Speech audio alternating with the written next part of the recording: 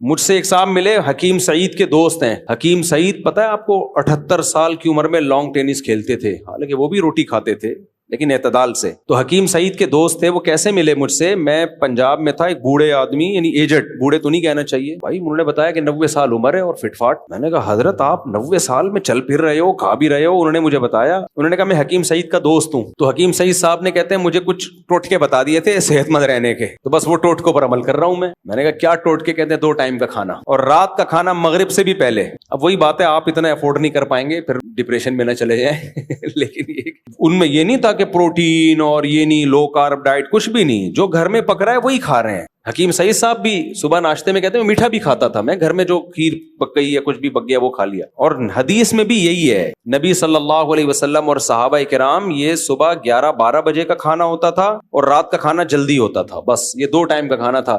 میں نے دفعہ بیان میں بول دیا کہ عربی زبان میں ناشتے کا لفظ ہی نہیں ہے. اس پہ لوگوں نے فنٹر بن کے بہت کمنٹس کیے کہ فطور عربی میں کہتے ہیں ناشتے کو، کیوں نہیں ہے؟ مفتی صاحب کو عربی کا نہیں پتا. بھائی وہ جدید عربی میں ہے، میں نے بیان میں کہا تھا قدیم عربی میں ناشتے کا لفظ نہیں ہے، وہ تو جدید عربی میں ہے نا. اب کے عرب تو ناشتے کیا، وہ تو ماشاءاللہ اڑ پھاڑ رہے ہیں فل اسپیڈ کے ساتھ. جو صحابہ کے دور میں فطور کا لفظ قدیم عربی میں ملتا ہی نہیں ہے. غدا کا لفظ ہے، دوپہر کا کھانا، عشاء، رات کا کھانا. 2 ٹائم کا کھانا کھاتے تھے اور کھجوریں کھاتے تھے. کھجور تو فل کارب ہی کارب ہے، کھجور کھاتے تھے، اس سے تسلی ہو جاتی تھی ان کو. پھر نہیں کھایا. ہم لوگ کیسے کھاتے ہیں؟ پہلے صبح اٹھ کے حکیم صاحب نے کہا یہ چیز کھانی ہے آپ نے، نہار منہ 1 سیب کھانا ہے. پہلے نہار منہ 1 سیب کھایا، پھر اتنے بادام کھائے، پھر اتنے انڈے کھائے، پھر اس کے بعد ناشتہ بعد میں ہوگا. پھر ناشتے میں 2 پراٹھے کھائے. ڈاکٹروں نے کہا مکھن بہت ضروری ہے صحت کے لیے، مکھن کھایا، ملائی کھائی، دیسی گھی بھی کھایا، یہ بھی کھایا، وہ بھی کھایا. پھر آفس گئے، وہاں چائے کے ساتھ بسکٹ کھائے. پھر وہاں سے آئے، لنچ کھایا. لنچ کے بعد کڑک چائے پی. چائے تو کھانے کا بیڑا غرق کر دیتی ہے، ایسی ایسیڈیٹی فوراً شروع پینی ہے تو 2-4 گھنٹے بعد پیو.